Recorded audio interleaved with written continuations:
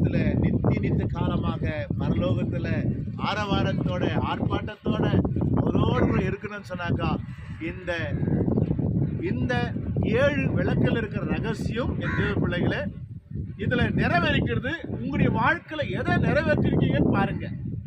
முதலாவது பழச எடுத்து போட்டீங்களா? ஒரு புது சிஷ்டியாக தேவனுடைய சமூகத்துல காத்திருக்கீங்களா?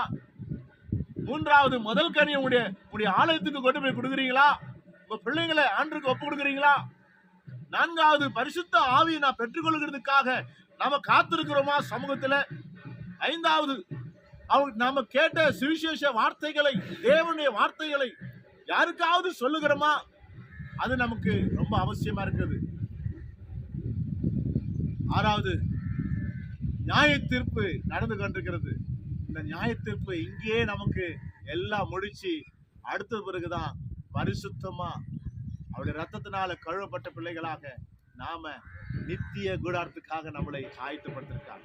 இதே பிள்ளைகளே, இந்த பண்டிகையினுடைய ரகசியம் இதுதான்.